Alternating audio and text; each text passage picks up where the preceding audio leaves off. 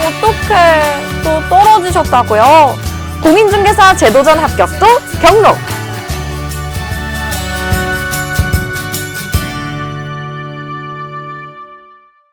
다음 문제 보시겠습니다. 부동산 투자 위험에 관한 설명으로 옳은 것을 모두 고른 것은, 기억해 보시면 표준 편차가 작을수록 투자에 수반되는 위험은 커진다. 틀렸죠? 표준 편차는 위험을 측정하는 지표로 했죠. 통계치입니다. 표준 편차, 평균으로부터 벗어나는 이 편차 자체가 작으면은 그만큼 위험은 떨어지겠죠. 그래서 기억은 틀렸습니다. 그 다음 위험 회피형 투자자는 변이 계수가 작은 투자안을 더 선호한다. 맞죠? 변이 계수가 뭡니까? 변이 계수는, 변이 계수라는 것은 이 표준 편차를 편차를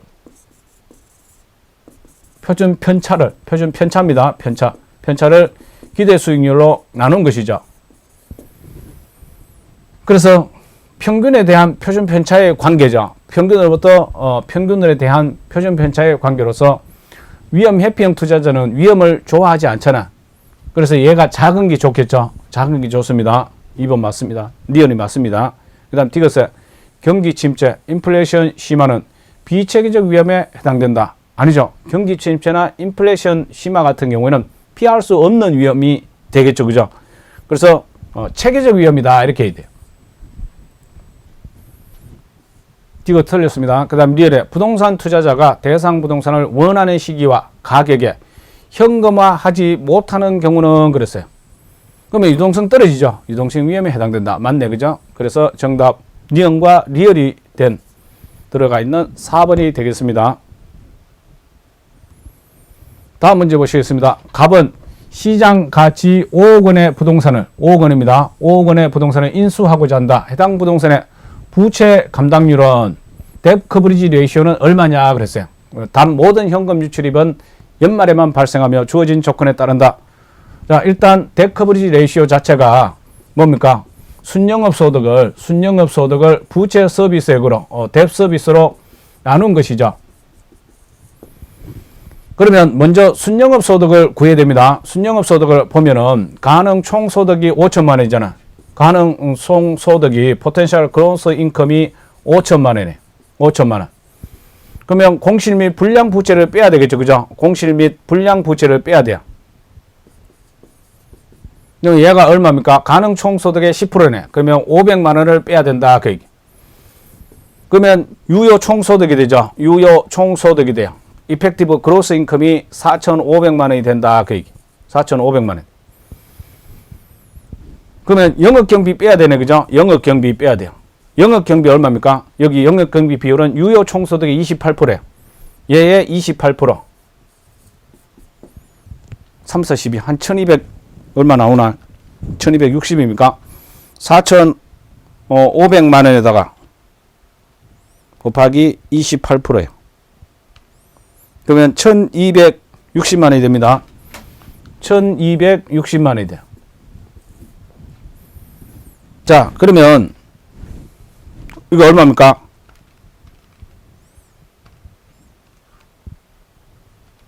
4,500만 원에서 1,260만 원. 그럼 3,240만 원 나오네요. NY가 3,240만 원. 그 다음에 이제 뎁 서비스를 구해야 되잖아요. 그럼 뎁 서비스 구하려면 여기서부터 정리해야 되네. 그죠? 론 투 밸류 자체가, 론 투 밸류. 자, LTV가 몇 퍼센트냐 하면은 밸류분의 론의 비율 자체가 50%다. 이렇게 얘기했어요. 50%. 근데 얘를 구하는 것이잖아. 지금 밸류가 얼마입니까? 5억이잖아. 5억 원이잖아. 5억 원이죠. 그러면 론 자체는 대출 금액은 얼마입니까? 론 자체는 5 곱하기 50%니까 절반이니까 2억 5천이 되겠네. 그죠? 2억 5천이에요. 그럼 여기다가 이 론에다가 저당 상수로 곱하면 뭐가 나오냐면 이 뎁 서비스가 나온다. 그러면 지금 여기다가 적용하면 2억 5천 곱하기 2억 5천만 원 곱하기 2억 5천만 원 곱하기 저당 상수가 0.12죠. 여기 나와 있습니다. 0.12죠. 0.12 하면 돼요. 자, 그래서 2억 5천에다가 곱하기 0.12를 하게 되면 3천만 원이 됩니다. 3천만 원이 돼요. 여기 3천만 원 넣으면 되겠죠. 자, 그래서 3,240만 원 나누기 3천만 원 하게 되면 1.08이 나옵니다. 1.08. 그래서 정답은 1번이 되겠습니다.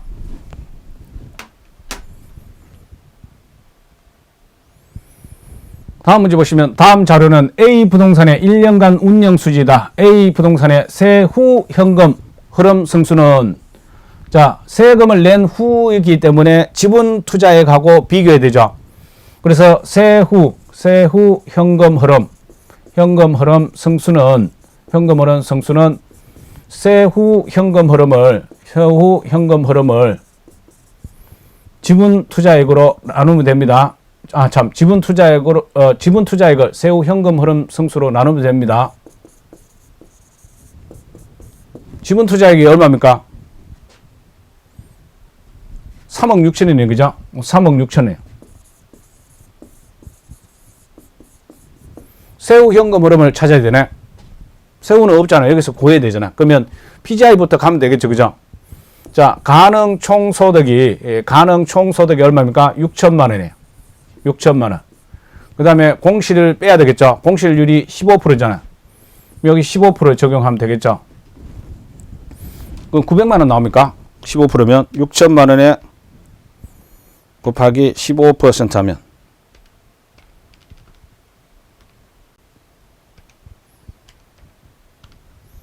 900만 원 나옵니다. 기타 소득 없죠. 그러면 얘가 뭐가 됩니까? 유효 총소득이 되죠. 유효 총소득 얼마입니까? 5,100만 원이 되겠죠. 그 다음에 영업 경비 빼야 되잖아요. 영업 경비를 빼줘야 돼요. 여기서 영업 경비는 뭐가 있습니까? 재산세네. 그죠? 500만 원 빼줘야 되겠죠. 그러면 순영업 소득이 나옵니다. 순영업 소득이 나와요. NOI가 나옵니다. 그러면 이게 4,600만 원 되겠네요. 그 다음에 부채 서비스액을 빼야 되겠죠. 원리금 상환액이 부채 서비스액이잖아요. 빼기 뭘까? 부채 서비스액이요. 600만 원. 빼게 되면은 세전이 되죠. BTCF 됩니다. 세전 현금 흐름이 돼요. 그러면 4천만 원이 돼요. 세금 있네요. 400만 원 빼야 되겠죠. 그래서 여기 텍스 라이빌리티 즉 세금을 뺍니다. 영업소득세 얼마입니까? 400만 원 빼요. 그러면 3,600만 원 나오겠죠. 세후가 3,600만 원이 나옵니다. 애프터 텍스 캐시플로우가 3,600만 원이 나와요. 그러면 여기 3,600만 원 넣으면 되겠죠. 그럼 이건 보나마나 10이잖아. 3억 6천 나누기 3,600만 원 합니다. 그러면 10이 나옵니다. 그래서 승수값은 2번이 되겠습니다. 10이 되겠습니다. 다음 문제 보시겠습니다. 부동산 투자에 관한 설명으로 틀린 것은 1번 시중 금리 상승은 부동산 투자자의 요구 수익률을 높이죠.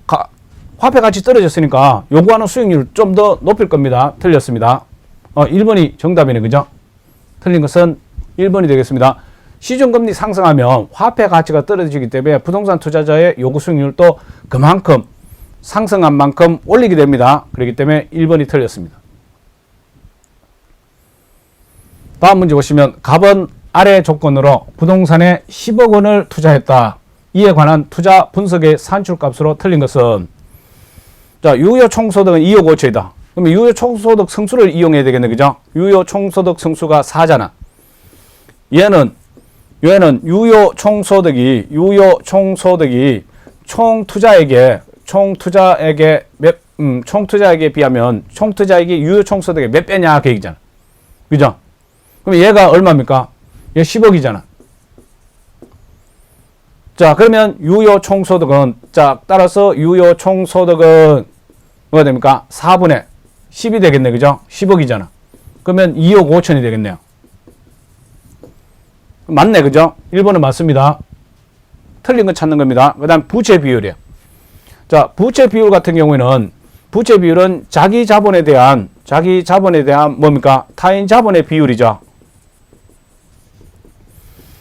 자, 전체 10억을 투자하는데 내 돈 얼마 들어갑니까? 8억 들어갑니다. 8억 들어가요. 그러면 타인 자본은 2억이 되겠죠. 그러면 4분의 1이잖아요. 그러면 쿼터스 값이니까 25%네요. 그래서 2번도 맞죠. 그 다음에 3번에 지분 환원율이에요. 지분 환원율은 세전 현금 흐름을 지분 투자액으로 나눈 것입니다. 지분 투자액으로 나눈 것이에요. 지분 투자액이 얼마입니까? 8억이라 했잖아. 세전 현금 흐름은 세전 현금 흐름 없네. 그죠? 그럼 여기서 빼야 되잖아. 그러면 순영업 소득에서 순영업 소득 NOI가 2억 원입니다. 2억 원. 그 다음에 부채 서비스액 뎁 서비스가 얼마입니까? 2천만 원이네. 그러면 세전 현금 흐름이죠. 비포 텍스 캐시플로우가 나와요. 그러면 1억 8천이 되겠죠. 그죠? 1억 8천이에요. 그럼 여기 1억 8천 넣어주면 됩니다. 1억 8천만 원.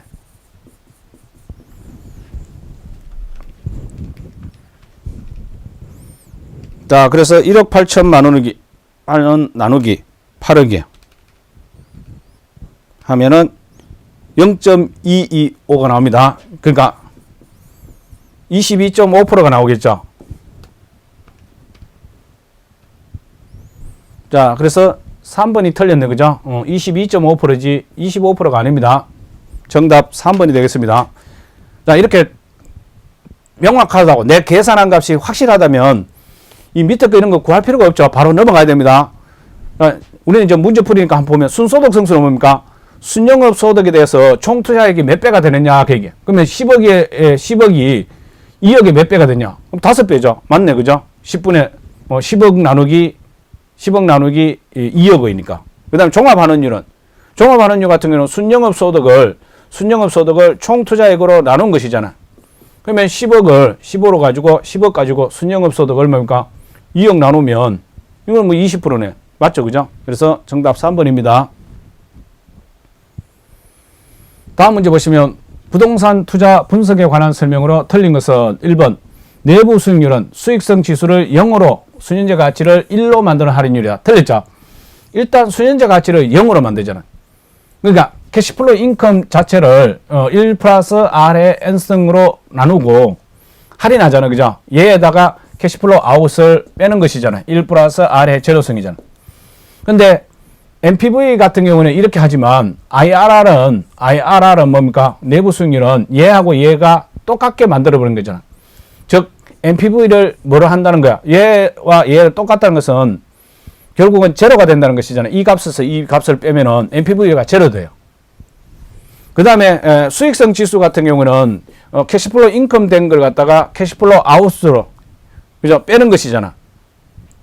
그래, 요 할인한 부분. 그러니까 할인한 금액을 빼는 겁니다. 순영가 값을 들어온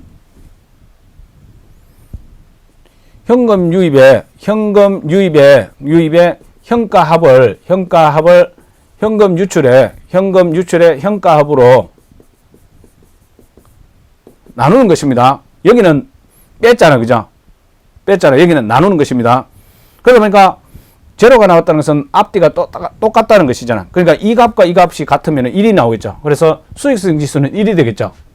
그래서 1번이 정답이라는 걸 쉽게 찾을 수 있습니다. 요 문장 자체는 기본서 391과 2페이지, 97페이지 보시면 여기 아마 문제 자체가 그대로 문항이란데 이 서술이 그대로 되어 있을 겁니다.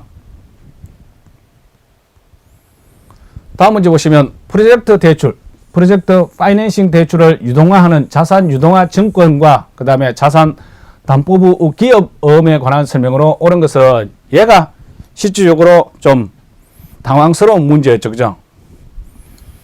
자, ABS는 자, Asset Backed Security 자산 담보부 증권이죠. 자산 유동화 증권이라고도 하는데 자, ABS는 유치권 방법을 하는 게 아니죠. 우리 민법 공부했잖아요. 그죠? 이 유치권은 법정 담보 물건입니다. 결령 관계가 있어요. 피담보 채무하고 피담보 채권하고 그죠? 근데 ABS 같은 경우에는 이게 뭡니까? 유치권이 아니고 뭡니까? 질권 아니면 저당권으로 행해야 됩니다. 그렇기 때문에 1번부터 이미 틀렸어요. 그다음 2번 보시면 ABS는 금융위원회에 등록을 합니다. 자, 이전의 회차의 유동화 계획을 따를 경우에 금융위원회에 등록 없이 틀렸습니다. 자, ABS를 발행하기 위해서는 SPC를 매번 새롭게 만들어야 돼요. 새롭게 만들어야 되고 또 등록도 결국은 새롭게 다 해야 됩니다. 등록 없이 그러면 안 되죠. 그죠? 그렇기 때문에 2번도 틀렸습니다. 다음 3번에 ABS는 유동화 도관체가 이 유동화 도관체라는 것은 유동화 전문 회사를 얘기합니다. 유동화 전문 회사를 얘기하는 거예요. 우리 보통 스페셜 프로젝트 컴퍼니 이거는 이제 일종의 뭡니까? 페이퍼 컴퍼니죠. 특수 목적 회사입니다. 그러면 스페셜 프로포즈를 위한 것이죠. 그래서 유동화 전문 회사가 개발업체에 직접 PF 대출을 제공하는 것이 아니고 대출 기관에서 유동화 전문 회사에다가 대출 기관이 대출 채권을 양도합니다. 대출 채권을 양도해요. 그러면 유동화 전문 회사에서는 대출 채권을 받았잖아요. 그죠? 그걸 가지고 이제 ABS를 발행해서 유동화 시키는 거예요. 그렇기 때문에 3번 또 틀린 것입니다. 직접 대출했는데 이 말이 안 됩니다. 그 다음에 4번에 공사대금 재원이 필요한 경우 시행사는 공사대금 채권을 담보로 한다. 아닙니다. 분양대금을 담보로 해요. 분양대금을 담보로 해서 자산담보부 기업음을 발행하고 이것을 통해서 조달한 재원을 시공사에 지급한다. 이렇게 가야 되겠죠. 그 다음에 5번 채권형 ABS와 그 다음에 기업음 같은 경우에는 자산담보부 기업음에서 수령하는 이자에 대해서는 모든 개인 투자자는 소득세 납부 의무를 가진다. 자, 이게 이제 실질적으로는 위에 게 다 틀렸기 때문에 얘가 답이 돼야 되는데 문제점은 조세특례법에 의해 가지고 조세특례법에 의해서 개인 투자자 같은 경우는 200만에서 400만 원 그 규정이 있습니다. 조항이 있어요. 거기에 의해 가지고 면제되는 케이스가 있어요. 그렇기 때문에 이 부분은 아마 분쟁의 소지가 있을 것 같습니다. 그렇지만 지금 상황에서 본다면 마지막에 왔을 때는 얘가 답이 돼야 되는 상황이에요. 근데 이게 이제 소송이 제기돼서 이 조세특례법이 적용이 돼 가지고 여기까지 봤다면 여기까지 적용한 경우라면은 이게 모두 정답이 될 수가 있기 때문에 일단 여기서는 5분을 하고 한번 지켜봐야 될 부분인 것 같습니다. 자, 다음 문제 한번 보시면 A 회사는 전년도에 임대면적 750제곱미터의 매장을 비율 임대차 방식으로 임차하였다. 계약 내용에 따르면 매출액이 손익분기점 매출액 이하이면은 기본 임대료만 지급을 하고 이를 초과하는 매출에 대해서는 일정 임대료를 적용한 추가 임대료를 기본 임대료에 가산한다 했어요. 가산하도록 했다. 전년도의 연 임대료는 총 얼마입니까? 만, 10만, 100만, 1000만, 억, 10억이죠. 12억입니까? 1억 2천이죠. 그죠? 1억 2천만 원을 지급한 경우 해당 계약 내용에 따른 추가 임대료율은 이렇게 됐어요. 그러면 일단 전년도 매출액을 구하면은 전년도 매출액은 임대 면적 제곱미터당 100만이에요. 임대 면적 얼마야? 750이죠. 750제곱미터요. 그러면 이건 7억 5천 됩니까? 7억 5천 됩니까?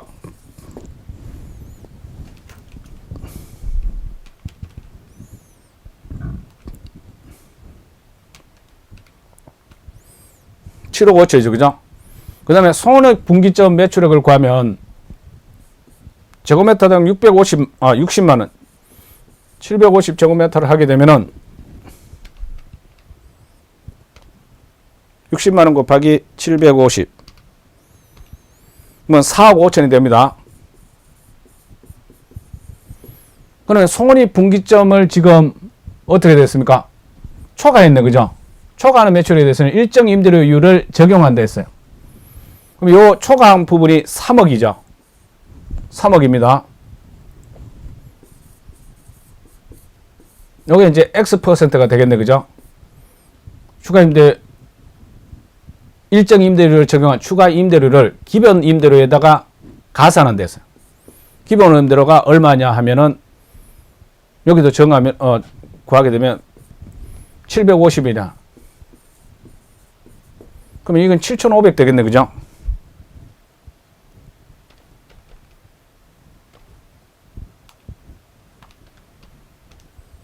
음, 7,500만 원 돼. 그러니까 7,500만 원 하니까 얼마가 됐다는 거야? 연 임대료가 총 1억 2천이 됐다, 그 얘기야. 그러면 이게 몇 퍼센트냐, 그 얘기죠. X%는 결국 3억 분의 1억 2천에서 7,500만 원 빼줘야 되겠네, 그죠?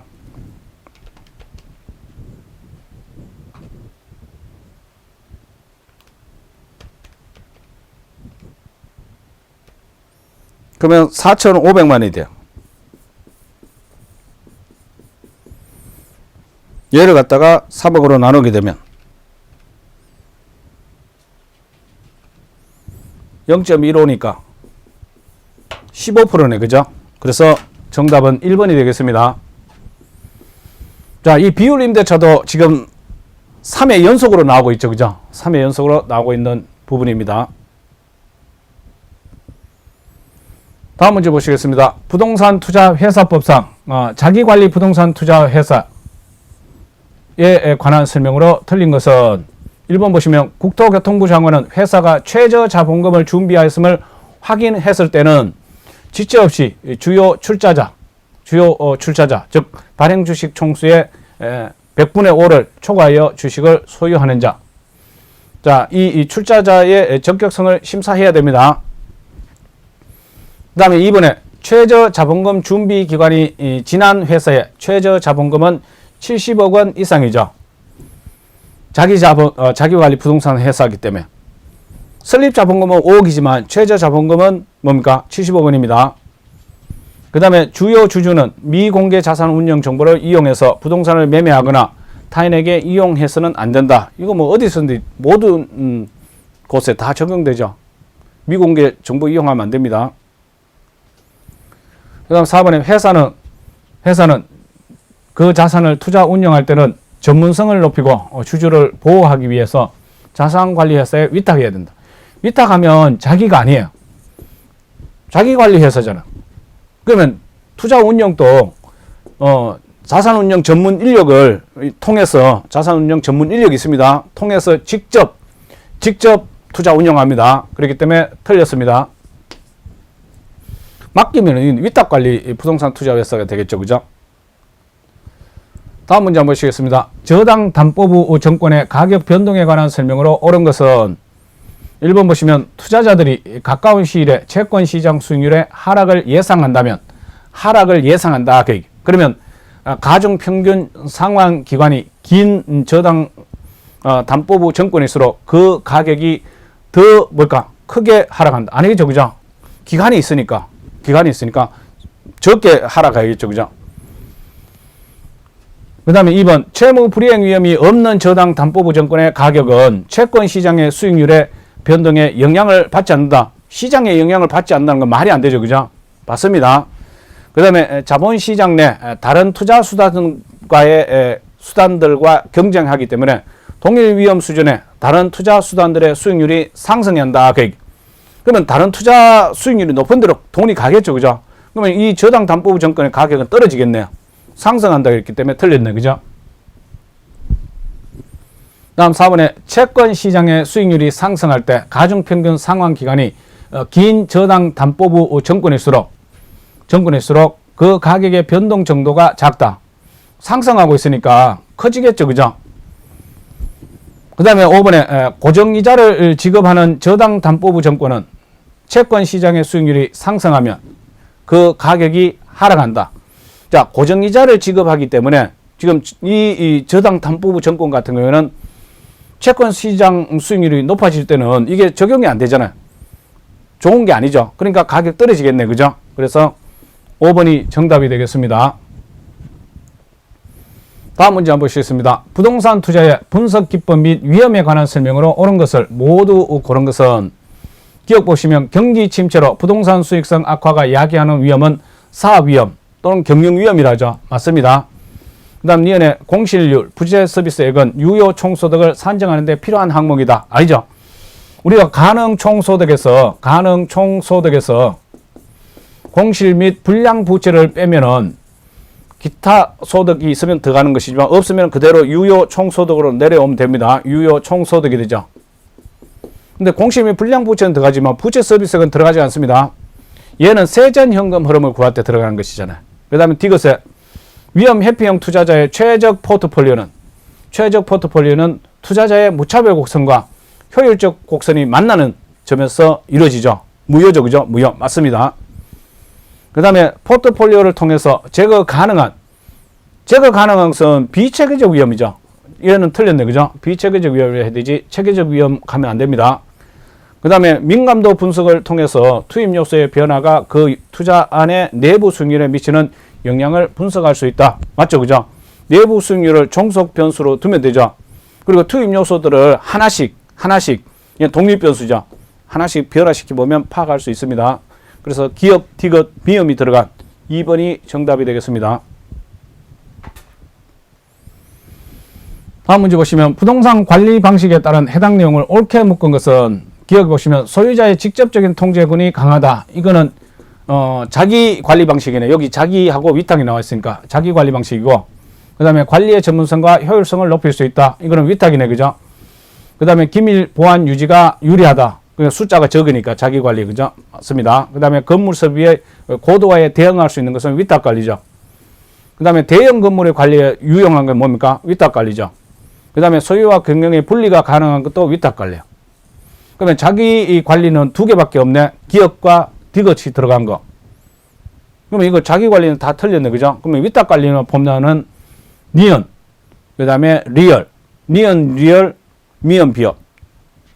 그러면 5번이 정답이 되겠습니다. 다음 문제. 부동산 마케팅에 관한 설명으로 틀린 것은, 자, 이거는 기본서 645페이지와 649페이지에서 확인할 수가 있습니다. 자, 부동산 마케팅은 부동산 상품을 수요자의 욕구에 맞게 상품을 개발하고 가격을 결정한 후에 시장에서 유통 촉진 판매를 관리하는 일련의 과정이다. 맞죠? 그죠? 그 다음에 SP 전략은 대상 집단의 시장 세분화, 즉 세그멘테이션하고 시장 세분화하고, 그 다음에 표적 시장 선정합니다. 타겟팅. 그 다음에 포지셔닝의 이 순으로 구성된다. 맞습니다. 그 다음에 세 번째, 시장 세분화 전략은, 여기서 얘기하는 이 시장 세분화 전략은 부동산 시장에서 마케팅 활동을 수행하기 위하여 수요자 집단을 몇 개 레이어로, 층으로 이렇게 세분화한 겁니다. 상류, 그 다음에 중류, 하류, 이런 식으로 해서 세분화시키는 전략입니다. 맞습니다.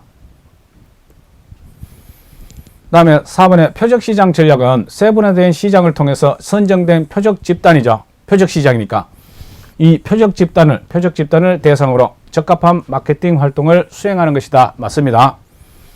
그 다음에 아이다 원리는 주의, attention, 관심, interest, 그 다음에 욕망, desire, 그 다음에 행동, 액션, 이 단계를, 네 단계를 통해서 공급자의 욕구를 파악하여, 공급자가 아니고 뭡니까? 수요자죠. 수요자의 욕구를 파악해서 마케팅 효과를 극대화하는 시장 점유 마케팅 전략이다. 아니죠.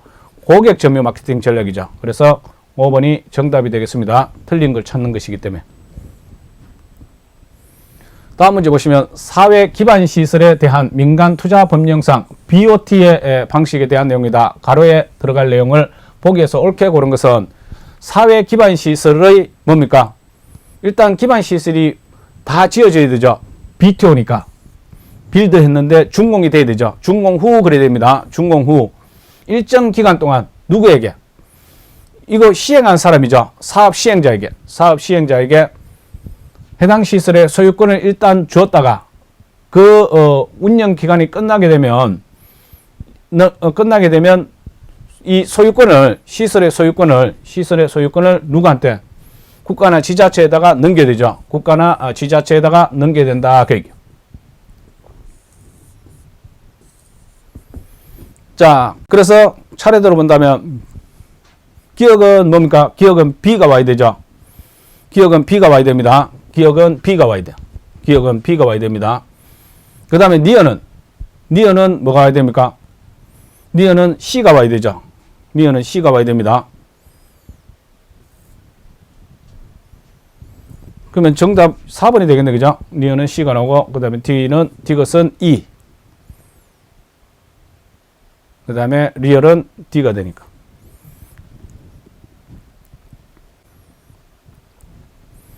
자, 다음 문제 보시면 다음 자료를 활용하여 공시지가 기준법으로 산정한 대상 토지의 단위면적당 시상가액은 그랬어요.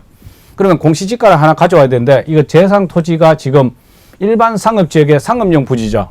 그럼 여기서도 선택할 때 준주거지역인 이 기호 1번을 선택하면 안 되고 2번을 적용해야 되겠죠. 그러면 여기에 공시지가 자체가 얼마입니까? 800만 원이죠. 800만 원입니다. 자, 기준 시점은 2023년 10월 28일이에요. 그리고 지가 변동률은 주거지역은 적용하면 안 되고 상업지역을 적용해야 되겠죠. 자, 그래서 일단 800만 원을 가져와야 돼요. 800만 원 공시지가 하나 가져오고 그 다음 시점 수정한다 했죠. 시점 수정해야 돼요.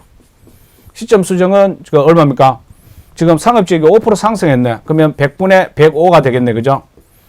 시점 수정 다음에 뭐 합니까? 지역요인 비교해야 되겠죠. 지역요인 비교해야 돼요. 그럼 지역요인 비교하려고 하니까 지역요인은 표준지와 대상 토지는 인근지역에 위치하여 지역요인이 동일하다 그랬어요. 그러면 100분의 100이 되겠죠. 100분의 100이 됩니다. 자, 요거는 이제 해당되는 내용을 설명하기 위해서 제가 넣는 것이지 곱하는 거 아닙니다. 지역요인 비교. 그 다음 뭐 해야 됩니까?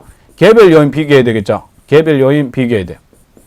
그러면 개별요인 비교를 하려고 보니까 개별요인은 대상 토지는 표준지 기호 1에 비해 개별요인 10% 우세하고 기호 1은 볼 필요 없다 했잖아요. 그죠? 2를 봐야 되잖아. 2에 비해서 개별요인 3% 열세야 돼요. 그러면 3% 열세하니까 100-3% 하니까 97%잖아. 97이 되겠죠. 그 다음에 그 밖의 요인 볼까? 그 밖의 요인 보정이 있나 봅시다. 이거 보니까 있네. 그죠?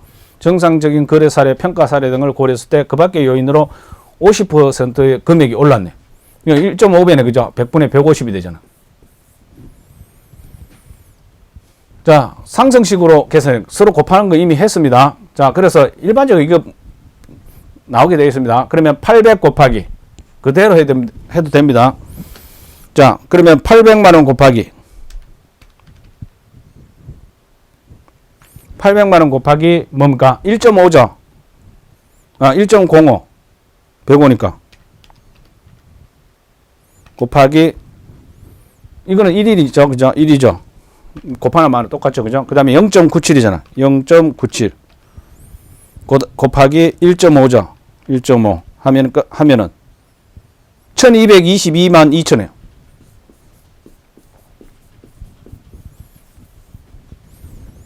자, 그래서 1222만 원 나왔죠. 그죠? 1222만 2천 원이죠. 그렇기 때문에 정답을 체크해 주시면 되겠습니다. 1220만으로 해 주시면 되겠습니다. 다음 문제 보시겠습니다. 다음 자료를 활용하여 원가법으로 산정한 대상 건물의 시상가액은, 자, 원가법으로 하게 되면은 뭡니까? 적산가액이죠. 적산가액은 뭡니까? 적산가액은 재조달 원가에서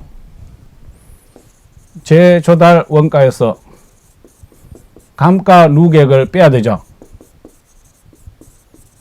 빼면은 그러니까 책상 가격이 나옵니다. 그러면 먼저 재조달 원가를 구해야 됩니다. 자, 재조달 원가는 일단 사용 승인일에 신축 공사비 120만 원을 가져와야 되겠죠. 근데 얘가 몇 년이 지났습니까? 한 8년 지났습니까? 그죠? 8년이죠. 8년 경과됐어요. 그러면 이 8년 경과 동안에 가격 올랐겠네, 그죠? 가격이 한 1.5배 올랐습니다. 그러면 100분의 150이 되겠죠. 시점 수정해줘야 되겠죠.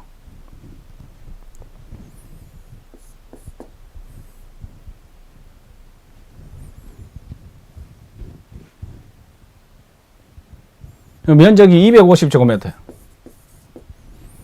자, 그러면 얘 제조달 원가 값이 얼마냐면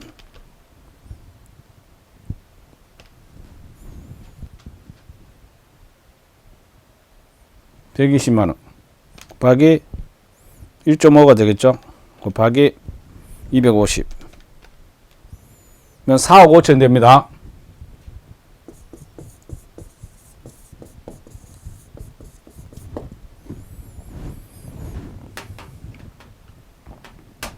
그 다음에 이제 감가 누계액을 구해야 되겠죠. 감가 누계액은 매년의 감가액에서 경과 연수를 곱하면 되겠죠. 매년의 감가액은 지금 내용 연수가 나와 있으니까 내용 연수에 의한 방법에 의하면 됩니다. 내용 연수분의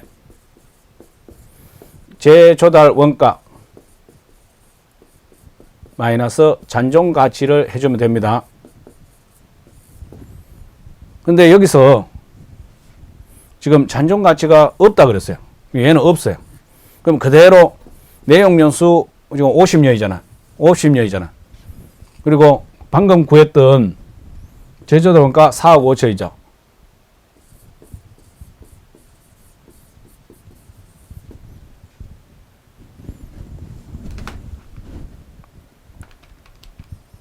(4억 5천에) 나누기 50을 하게 되면 900만 원이 나와요.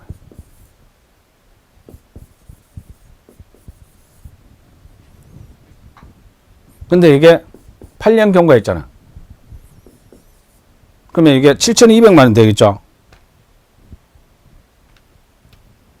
7,200이나.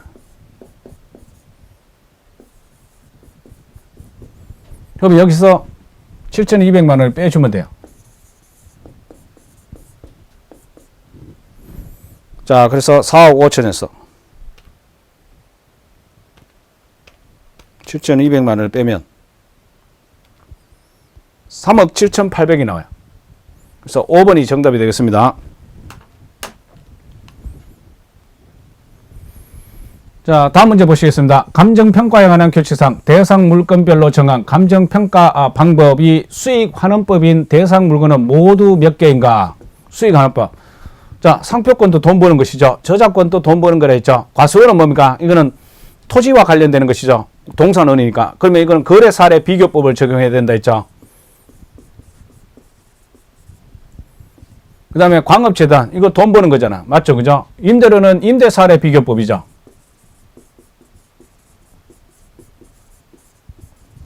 왜 아니죠? 얘 특허 돈 버는 거죠. 기업가치 실용실현권. 자, 그러면 두 개를 빼면은 8개 중에 2개 빼니까 6개가 돈 버는 거네. 그죠? 수익환원법입니다. 다음 문제 한번 보시겠습니다.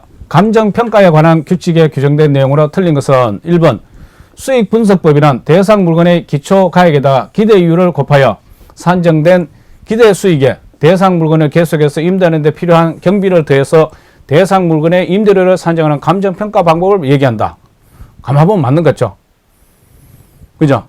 아닙니다. 아닙니다. 이거는 기초가액 기대이율을 곱해서 필요적 경비를 더하는 건 뭡니까? 적산법이죠. 적산법입니다. 적산법이에요. 그러니까 적산 임대료를 구하는 방법이죠. 그래서 1번이 틀렸습니다. 다음 문제 보시면 부동산 가격 공시에 관한 법령에 규정된 내용으로 틀린 것은 1번 표준지 공시지가는 토지 시장에 지가 정보를 제공하고 일반적인 토지 거래의 지표가 되며 국가, 지자체 등이 그 업무와 관련하여 지가 산정을 하거나 감정평가법인 등이 개별적으로 토지를 감정평가하는 경우에 기준이 된다. 맞습니다. 2번 국토교통부 장관이 표준지 공시지가를 조사 산정할 때 표준지 공시지가만 평가한다고 제가 기본서 강의할 때 말씀드렸습니다. 조사 평가요. 나머지는 산정입니다. 평가할 때는 한국부동산원이 아니죠. 한국부동산원은 집하고 관련된 데 있죠. 표준지 공시 표준주택이라든가 집합 집합 부동산이라든가 주거용 집합 부동산이라든가 뭐 비주거용이라든가 그죠? 집합 부동산이 해당되죠. 비주거용 집합 부동산. 그러니까 그 건물과 관련돼야 돼요. 건물과 관련된 거. 이게 집과 관련되는 거라 했잖아요. 이건 토지잖아. 그렇기 때문에 얘는 둘 이상의 감정 평가 법인 등에게 의뢰해야 됩니다. 그래서 2번이 정답이 되겠습니다.